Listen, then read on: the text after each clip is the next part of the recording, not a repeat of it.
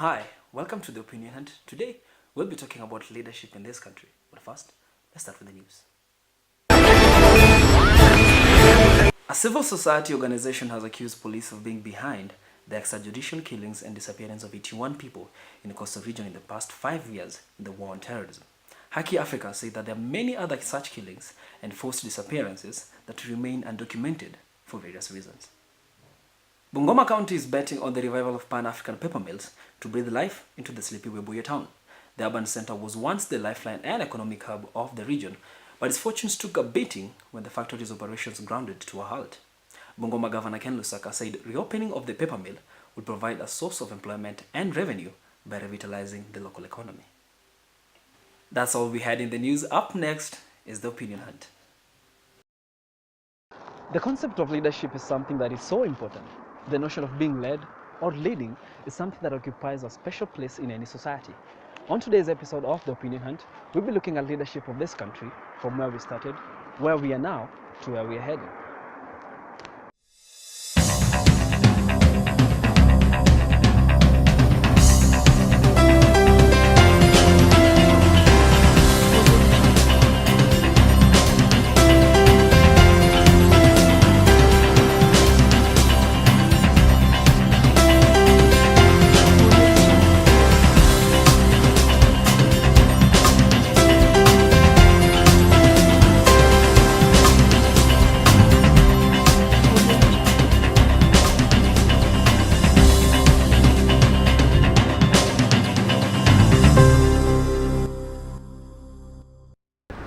Kenya, which is 53 years old since independence, has come a long way since being founded as an independent republic in Africa. Since then, Kenya has gone through a lot of transformation, starting from development of democracy to being a multi-party state. The question is, what really is leadership? And I think one of the people that I like listening to is John C. Maxwell, and he says leadership is not positional, leadership is influence. There, I think there are two basic approaches to leadership. And one of them we talk a lot about at Daystar, servant leadership, and the other one is leadership by power. I think leadership by power is usually assumed to be the only real leadership. Leadership is influence, both negative and positive. Since independence, the country has been under the rule of 4 different presidents. Now, what has been the experience of Kenyans?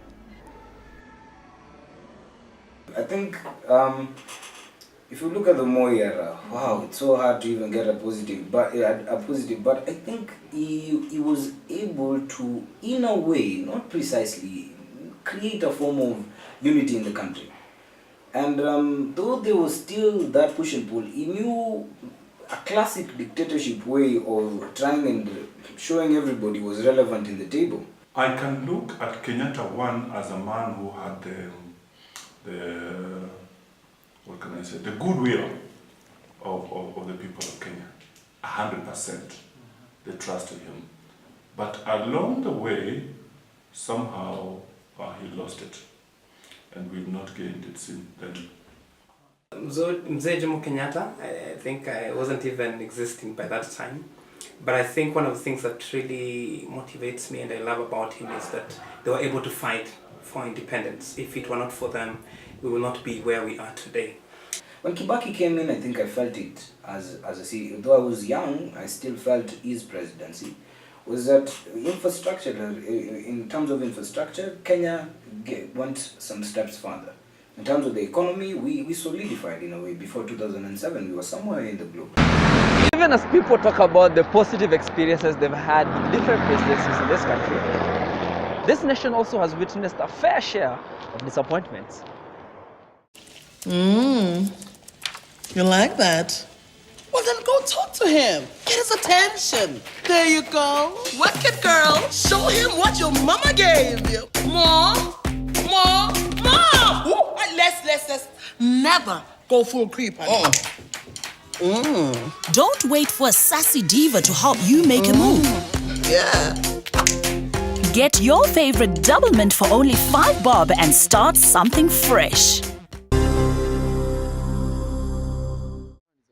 Although Kenya has made some considerable amount of progress from growth of our democracy to promulgation of a new constitution. Some sectors performed poorly. Could this be blamed on poor leadership?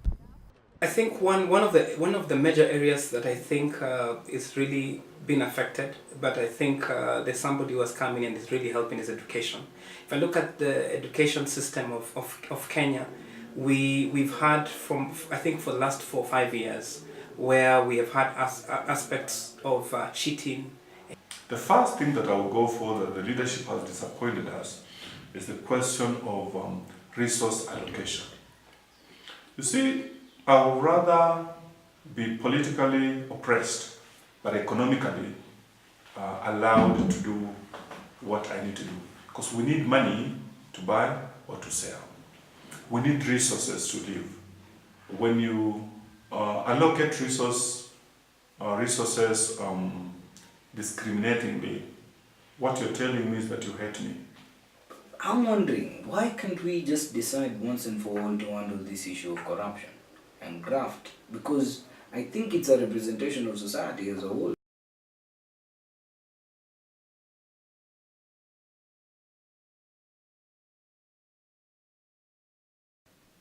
They are not. They are not.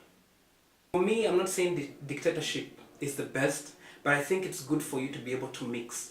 Democracy requires an educated population, and it requires a population that has access to the information. There is a famous statement that says we deserve the leaders we have that look like our leaders. This is a reality that we continue to live with, learn from, or even disapprove.